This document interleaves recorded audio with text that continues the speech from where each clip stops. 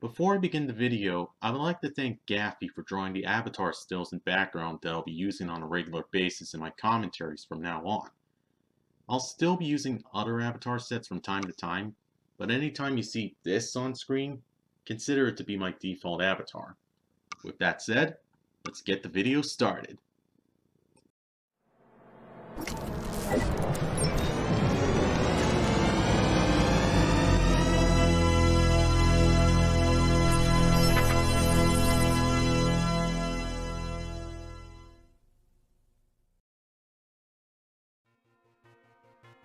Hello everyone, this is 64 Beastie Man, back for yet another commentary.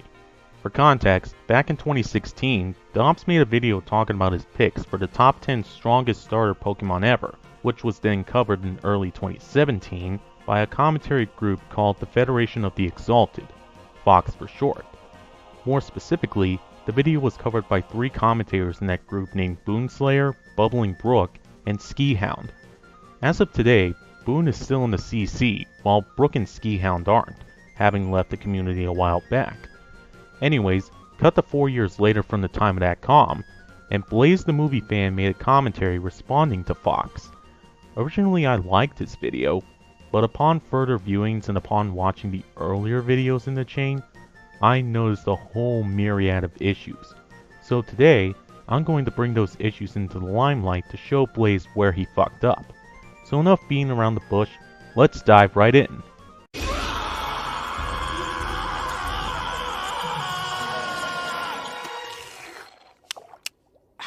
Oh yeah, just one more thing I wanted to tell you. If I find out you evolve into another fucking firefighting Pokemon, I will literally come and find you and put you in the PC box number 30, next to Magikarp. I forfeited my ability to express more than one emotion when I sacrificed my soul to the Zionist cabal of Poketubers. It's because of this that I have to rely on voice modulation and bad keyframing to feign a remote existence of personality in my voice. Yeah! At least he is trying to make his own animation. What the hell are you guys doing? All you do is just use random images that you found through Google Images. I don't see anything wrong with that, but he clearly put more effort into his animations than any 3 of you did to the images you randomly found through Google Images. So, can Skihound not bring up problems with Dobbs' opening bit?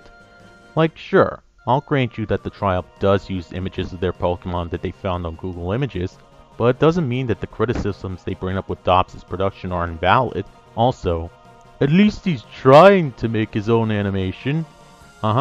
Sure. If you count using PNG images of Emboar and Torracat that he also got from Google Images as quote-unquote making his own animation, then he certainly is trying.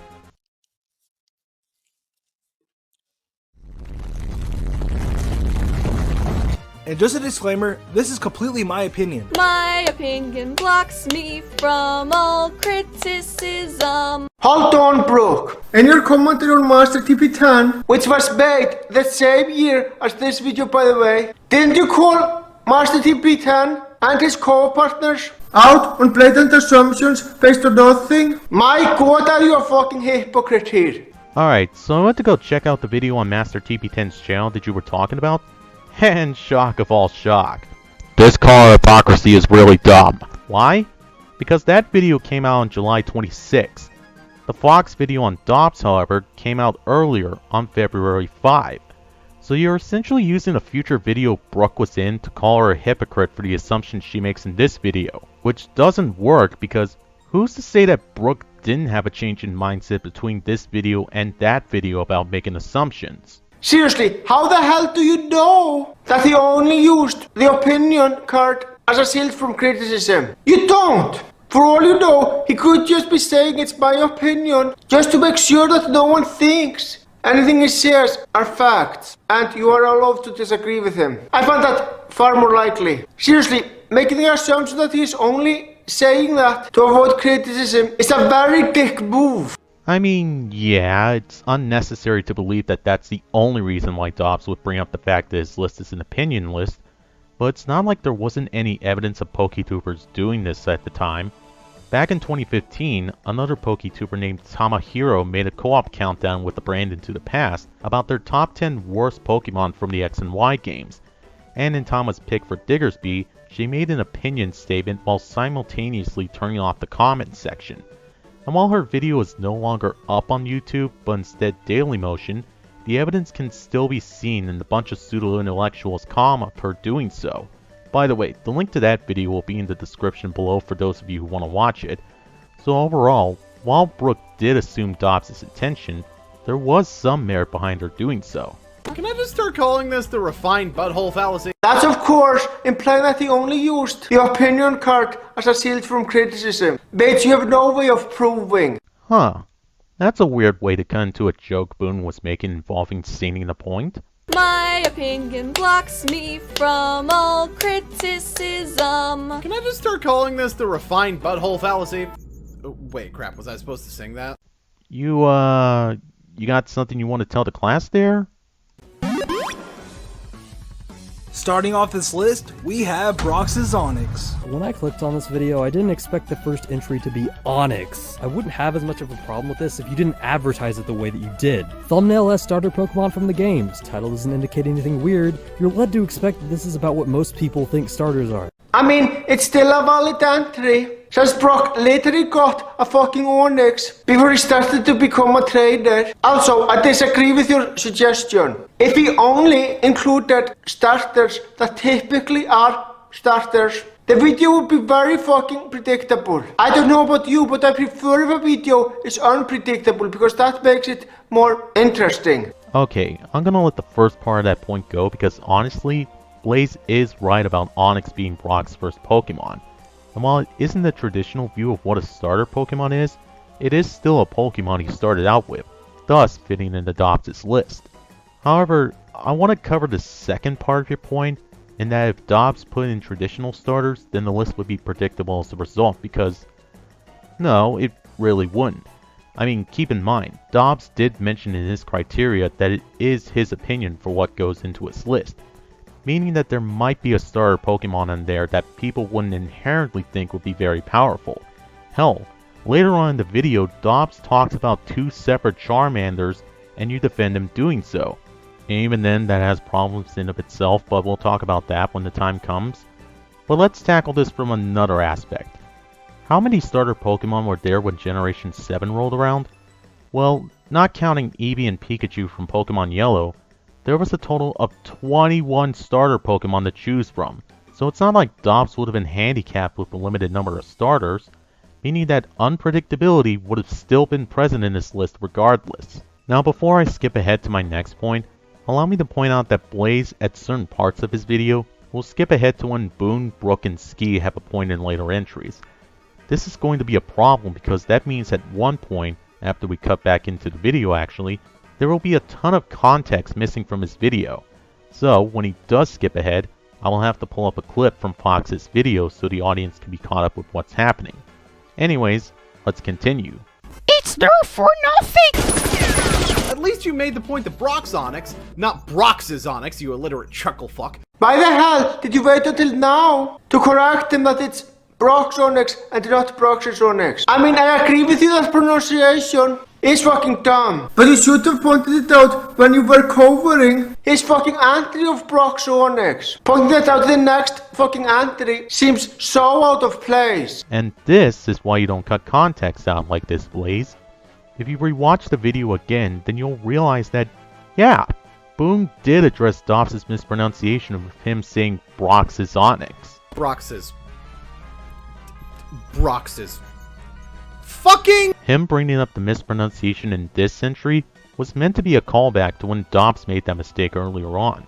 Also, this might just be me who's seeing this, but why am I getting the feeling that this is a minor thing to bring up within a wall of context about how Boone is addressing Dobbs' explanation that Skitty is a powerful starter because the speedrunner said it was a good choice for speedrunning with nothing else to help prove his point? The reason a speedrunner said that Skitty was a good choice for speedrunning is because you don't have time to rely on befriending other mons in order to be able to progress. And going back to your previous entry, holy shit.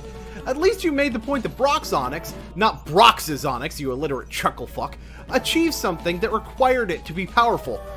Skitty's just a utility choice, so why is it more powerful than Brock's Onyx? Am I sensing a case of somebody bringing up something inconsequential to the video here?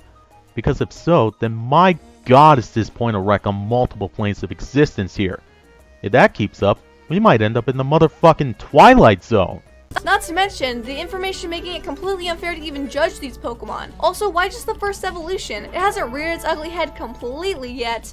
But why not talk about Blastoise or the line as a whole? I mean, common logic would imply that he is referring to the evolutionary line as a whole. I mean, usually when people talk about starters and they say the names of the first one in the evolutionary line, they are also talking about the evolutionary line as a whole. Well, guess what? In this particular case, Dobbs only focuses on Squirtle for this entry. He doesn't mention anything about Wartortle, nothing about Blastoise. No, he just focuses on how strong Squirtle is while mentioning how another person named Kyle Hill did a test to see how Squirtle, Charmander, and Bulbasaur compare when going up against the Kanto gym leaders. And that's it. So tell me how anybody is supposed to assume, if you bring up a starter Pokemon, that must mean you're talking about the whole evolution line, after seeing that. Shark, Pog. Not that anything Brooke just said matters, because Rage does not even work that way! Rage builds when you are hit, not when you use it! If you can't do enough research to know how the move you're saying is part of what makes your choice good even fucking works, then how am I supposed to take your opinion seriously? Hey! I spent 5 whole minutes on Bulbapedia to get that information. 5 minutes? 5 fucking minutes? You can't be serious. It doesn't even take me a fucking minute to get the information that you got. So how the hell can it take you 5 fucking minutes to get that information? Are you really that fucking slow? Could that have been a joke Brooke was making there? Nah, let's just assume that she was being serious and treated like an actual point for the sake of making a point. That's the hot ticket to a good commentary. It's there for nothing! Ice Punch is very useful when going against your rivals Bayleaf and Lance's Dragonite. Even though Typhlosion specials are more effective. Oh yeah, Ice Punch was special in Gen 2. Yeah, it is dumb. Oh, so you are talking about the line as a whole.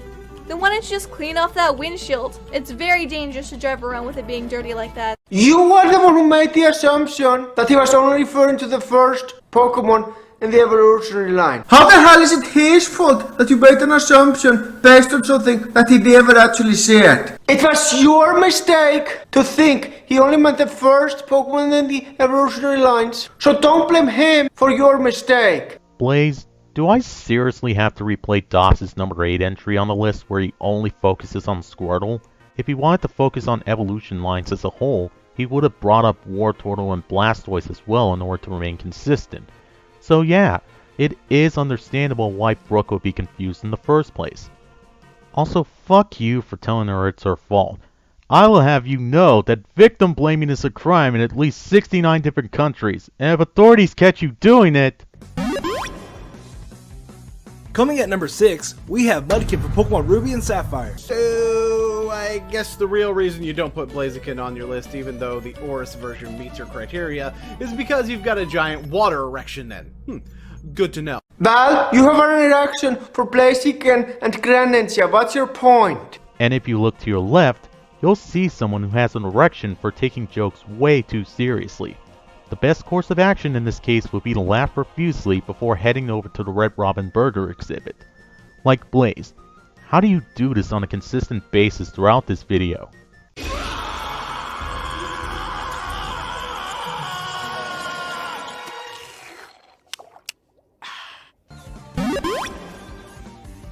You know what I would have fucking loved? If you guys praised Dobbs for doing something right. Now, I know that I have had many controversial thoughts on commentaries over the years, and some of these I don't stand behind. But there is one controversial opinion on commentaries which I still stand by 100%. Pointing out positive aspects is as important as pointing out negative aspects in a video. Because the maker of the original video deserves to know what they did right. The fact that most commentaries from the slideshow commentary community lack that is still a massive problem that I have with most of them. On paper, this critique is very valid. Pointing out positives in a video can help a person understand what aspects they did well and can continue to do going into the future. However, my issue with this is that while it is nice to point out positives with a video every once in a while, If commentary is primarily focused on pointing out positives, then it'd feel more like commentators would be giving people pats on their backs rather than giving them good critique. There is a reason why most commentary videos tend to point out issues with others' videos, because it's important to do so that the people being commentated on can understand where they fucked up, so that they know how not to fuck up like that again in the future. I can even speak from experience on that end. Also, I'm surprised that you didn't do it here. As you have proven on many of your videos on your main channel, you're actually very good at that, Boonslayer. So why the hell didn't you do it here? What happened to what? Boonslayer acknowledging when other people make good points in their videos? Because if that's the case, then what's the problem with Fox skipping over the portion of Dobbs' Mudkip entry that doesn't seem that bad to them? Maybe there were some good points Dobbs made that didn't bother them, in which case, them skipping ahead is okay to do.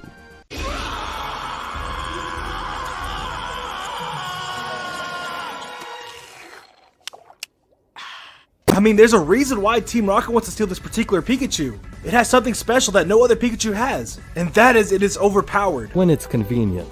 Oh, but we'll get to that. Why the hell not get to that now? Seriously, bringing up an argument against this entry when talking about a totally different entry is totally out of place. And yeah, Boonslayer did a mistake similar to this earlier on in the video as well, which I pointed out. I mean, disregarding how I already addressed that earlier point, in literally the next segment, Dobbs brings up the Infernape that beat Ash's Pikachu. So Skihound bringing that up in the Pikachu segment would have been redundant. So yeah, saying to keep Dobbs' statement in mind was fine considering what was coming up next. That and another thing Ski brings up in the Infernape entry, but we'll get to that shortly. Don't worry.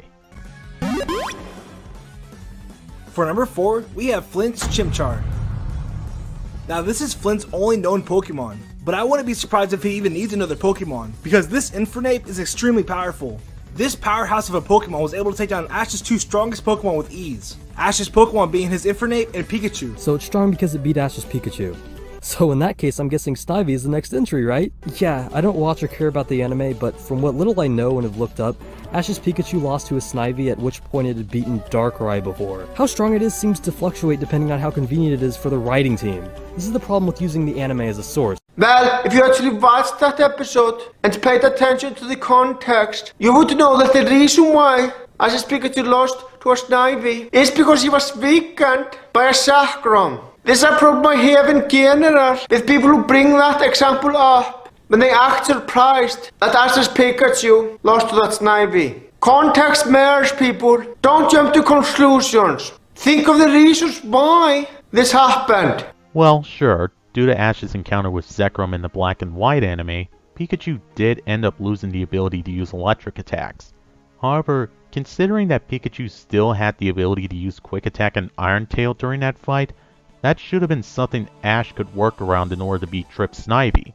So while the reasoning is something I can agree with you on, that doesn't mean that several other problems don't exist for how Pikachu losing to Snivy was contrived and stupid. Because while Pikachu couldn't use his electric moves, it wasn't like that was the end-all be-all for how he could have won.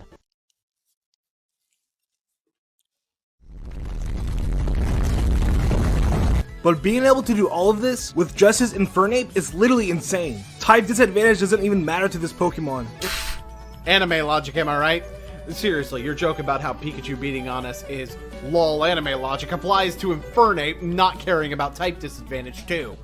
So you dismiss it when it proves you wrong, but you use it when it proves you right? Pfft. Dobbs logic, am I right? That's of course implying that it was ever a good point to begin with, which it wasn't. Seriously, I literally explained all the problems that you 3 and Dobbs had with things in the Pokemon anime. So those things weren't as nonsensical as you made them out to be. And honestly, I'm gonna go a step further. I can explain this too. Very easily, as a matter of fact. Flint is a fucking great trainer. There you go, that's all the explanation you need. It's really that simple. So, Flint's Infernape was that strong because he was a good trainer? Couldn't you say that about Ash's Pikachu as well? I mean, Ash was a good trainer to Pikachu, so by your logic, Pikachu should be just as strong, if not stronger than Infernape. And not just Ash. Misty was a good trainer, so her Pokemon should have been just as strong. Brock was a good trainer, so his Pokemon should have been just as strong. Serena was a good trainer, so her Pokemon should have been just as strong.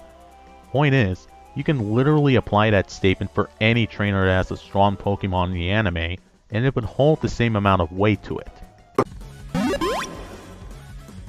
Coming at number 3, we have Alan's Charmander. Let's just ignore that you claim to have scientifically proven that Squirtle is better. Charmander is above it twice because anime. Oh yeah, Charmander is on this list twice. Another writing tip, being redundant is generally a bad idea. Actually, having 2 Charmanders on the list is not redundant at all, because those are 2 totally separate Charmanders. So, that wouldn't necessarily be a good enough justification for why there would be 2 entries on the list in which one Pokemon is featured in both of them.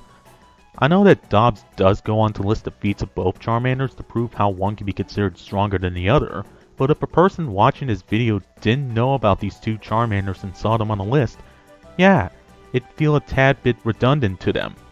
Throughout the years, this Charizard has fought against some of the strongest Pokemon, ranging from champions to legendary Pokemon. Couldn't you say that about any of the starters from the games though? In any of the games, you pick your starter and much later in the game, you fight champions and legendaries, presumably with said starter. So why is this instance special exactly? Here's a question. Why the hell does this matter? I mean seriously, just because a point applies to many things doesn't mean that it's not a valid point. For example, the description that a horror movie is incredibly cliché, has dull characters and isn't interesting at all is something that applies to a lot of horror movies out there. But does that make the point any less valid? No, it doesn't. It's still a valid point when describing those horror movies. And the same logic applies here.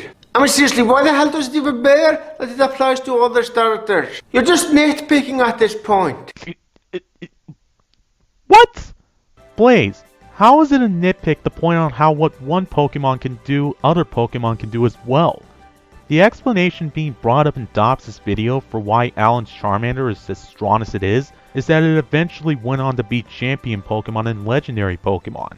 And Skihound is saying how this statement can be applied to any other starter Pokemon that you get in the games. This is a pretty big thing to bring up here because it shows that Alan's Charmander wouldn't be as special as Dobbs makes it out to be if you could do the same thing with a Trico, Froakie, and so on. So where's Ski nitpicking here?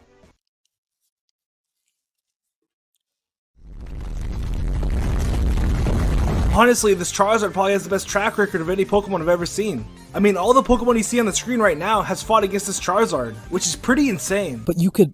forget it. Without a doubt, Alan's Charizard is among the strongest Pokemon we've seen throughout the anime. So for those reasons, I chose Alan's Charmander for number 3 on this list. And how many of those fights were complete anime bullcrap? Because I don't know about you, in the games, Blastoise and Mega Rayquaza would have a serious advantage. I mean, it's still possible to beat Mega Blastoise and Mega Rayquaza by Mega Charizard. I mean, sure, it might be hard, it might be close to impossible, but with the right strategies, it's still possible. That's what's so beautiful about the Pokemon games. No matter how hard things can get, with the right strategies, you can get through with it just fine. I mean, sure, it might be hard for a Mega Charizard to beat a Mega Blastoise or a Mega Rayquaza, but I'm just going to sit here and say that you can get through those fights just fine by using the right strategy against those Pokemon.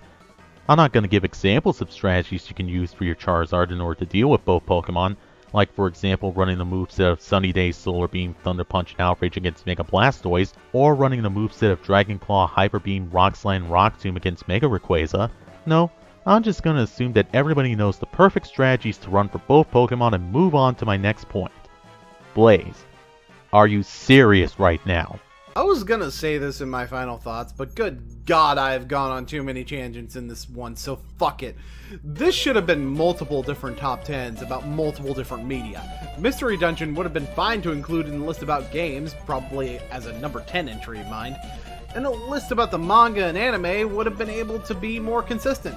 But you're mixing entirely different forms of media, one of which is required to balance characters against each other, and one of which isn't. I respectfully disagree. A variety of Pokemon from different media is a good thing. I mean, sure, it is hard to compare, but comparisons can still be made. I mean, people compare movies with comic book versions all the time, despite those two being different forms of media. I mean, sure, you could argue that both are story-driven, But my point still stands. There's nothing wrong with comparing two things from different forms of media. Sure, but the different types of logic between those set pieces of media could throw a lot of people off and leave them really confused about what should be higher than what. Throughout this entire video, Dobbs has been lumping in the powers of Pokemon in the games with the powers of Pokemon in the anime and manga, and it's been leading to a big clusterfuck that seems totally inconsistent and out of order at times, like with Mystery Dungeon Skitty being stronger than Brox's Onyx. Boonslayer here is suggesting that Dobbs split his list into two separate ones, with one focusing on the Pokemon games and the other focusing on the Pokemon anime and manga, since both iterations have different rules and logic for how their worlds operate. By splitting the list as so, the resulting two lists would have a consistent flow and logic to them, thus making it easier for people watching to follow along. Why weren't you at elf practice? Pikachu can surf on lava in the manga. I'm pretty sure we're past the threshold of anything making goddamn sense. If that really happened in the manga, yeah, I'm gonna have to agree. That is very dumb. I'm saying if you're right, because you three have proven that you didn't fully understand what was going on in the anime. So I somehow doubt that you described the manga right either. Well, if you're that doubtful that Boone's correct about Pikachu surfing on lava in the Pokemon manga, then why not do a leg's worth of research in order to verify what he's saying? And the sad thing is, it didn't even take me that long to find what he was talking about. So while browsing around, I stumbled upon two Bulbapedia pages, one talking about a Pikachu in the manga named Pika, and a summary of a chapter in the manga called Double Dragonair. You want to know what's mentioned in the text of both entries? Pika surfing on lava in order to save one of his trainer's friends, Yellow, from falling into the lava in her battle against Lance. So yeah, Boone is correct about Pikachu being able to surf on lava. However, because I don't just want to focus on you right now, Blaze, I have a question for Fox. When watching your video, I couldn't find a link to either source in the description. Did you forget to put it in? Or did you not think it was necessary to do so? Because regardless of what option it was, you run the risk of alienating people stumbling upon your video and having no idea about the manga. It's your job as presenters to provide links so as not to have your audience have to go out and do the legwork of getting that information for themselves for you. And for the strongest starter Pokemon, in my opinion, is Res Charmander from Pokemon Origins. God, is this guy a Gen 1er or something? No, he's obviously not, since there are many entries of Pokemon not from the first generation. Also, if you use the term Gen 1er, you are begging not to be taken seriously. Blaze, why do you even...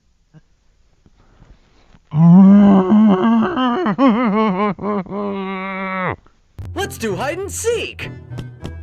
Come find me! Two Charmanders? This is the most cop-out ever! And they are both from versions of the anime! What the frick? No, it's not a cop-out, since those two are totally different Charmanders. You know, I'm actually shocked at all three of you. I know that all three of you are massive Pokemon fans. Hell, you make commentaries related to Pokemon constantly. So you should know that different Pokemon of the same species have different personalities, what they do, and so on. What would having different personalities have to do with the strength of both Charmanders, though?